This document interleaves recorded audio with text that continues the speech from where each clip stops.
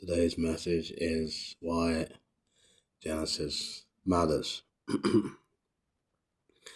When we open the Bible, the very first words we read are, "In the beginning God created the heavens and the earth." Genesis is not just the first book of the Bible, it is the foundation of everything that follows. Without it, we will not fully understand who God is, who we are, and why the world is the way it is. So in the very first verse, as we read Genesis 1 verse 1, Genesis begins by introducing to us as God, not with an explanation, but with authority. In the beginning, God created. This tells us a number of things about God. God is eternal. He was there at the beginning. God is powerful. He created the heavens and the earth. And God is intentional. Creation is ordered and purposeful. And maybe do another video on the order in creation. And we see this order throughout the chapter 1. And God said, "Let there be light." And there was light. And then, for example, verse 4, God saw the light was good, and God separated the light from the darkness. God called the light day, and the darkness he called night. And there was evening, and there was morning the first day. Everything exists because God spoke it into being. This means the world is not an accident, it was designed. Then, if we continue on in Genesis chapter 1, we see that Genesis explains who we are. Verse 26 and 27, "Let us make man in our image, after our likeness. Let them have dominion over the fish of the sea, over the birds of the heavens, and over the livestock, and over all the earth, and over every creeping thing that creeps on the earth." So God created man in his own image. In the image of God, he created him, male and female. He created them.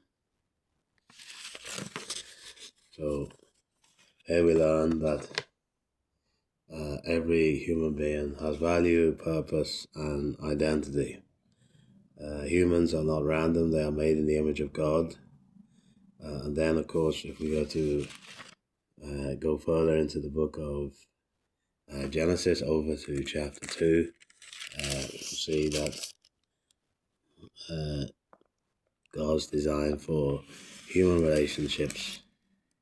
Genesis chapter 2, verse 24, "Therefore man shall leave his father and mother, and hold fast to his wife, and they shall become one flesh. And the man and the wife were both naked, and were not ashamed." Marriage, family, and human connection all begin in this book of Genesis. But then, as we know, Genesis also explains what has gone wrong. If God created everything good, why is the world so broken? Genesis chapter 3, verse 6 gives us the start of the answer. Genesis chapter 3, verse 6, "And when the woman saw that the tree was good for food, and it was a delight to the eyes, and the tree was to be desired to make one wise, she took up its fruit and ate, and she also gave some to her husband who was with her, and he ate."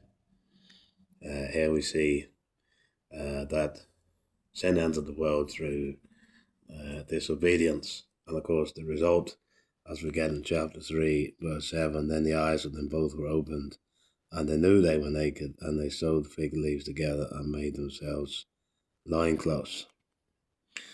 So that was the start of sin that came into the world. From that moment, shame entered, separation from God entered, death became a reality. And then over the end of chapter 3 and verse 19, chapter 3 and verse 19, "By the sweat of your face you shall eat bread till you return to the ground. For out of it you were taken. For you are dust, and to dust you shall return." Genesis explains why life is so hard, why suffering exists, and why we need redemption. Of course, even that idea of God's plan of redemption comes early on in the book of Genesis. Genesis chapter 3 and verse 15. We have a promise. Genesis 3 and verse 15. I will put enmity between you and the woman, and between your offspring and her offspring. He shall bruise your head, and you shall bruise his heel. Even in the moment of human failure, God gives hope. Genesis 3:15 is the first promise of a Saviour, a prophecy which points forward to Jesus Christ. And of course, throughout the book of Genesis, we see God's plan unfold. God then chooses Abraham. God makes a promise, which we'll now turn to, and this is reiterated a lot of times in the life of Abraham. But the first is Genesis chapter 12. Genesis chapter 12. Down the bottom of the page there. I will make you a great nation. I will bless you and make your name great, so that you will be a blessing. I will bless those who bless you, and him who dishonors you I will curse. And in you all the families of the earth shall be blessed.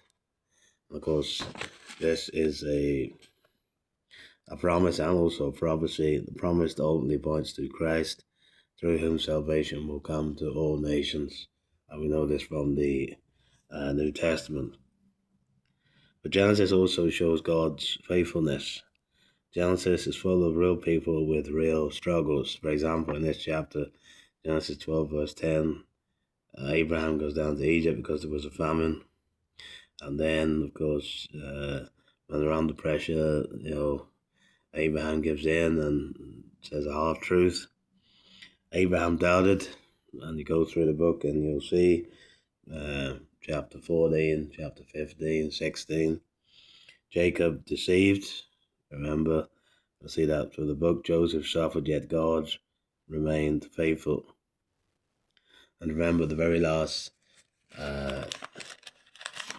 verse of the book, or last chapter, I should say, Genesis chapter 50, the words of Joseph.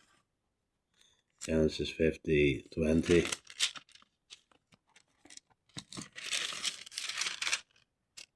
And these are the words of Joseph.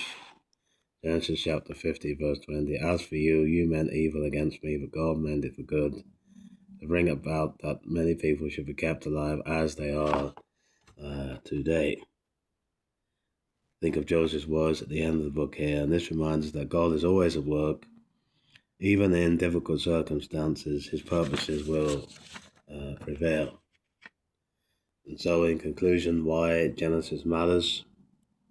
Genesis is essential because it answers life's biggest questions. Where do we come from? Genesis 1 verse 1 reminds us that God created us.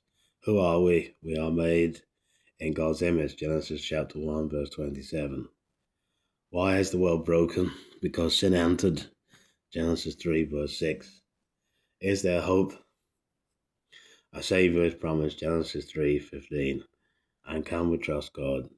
Joseph says that God is faithful. In fact, if you look down at verse 25, Joseph is in Egypt, but he says to the sons of Israel, God will surely visit you, and you shall carry up my bones from here. And so we see Joseph, at the end of his life, has not lost his faith in the promises of God.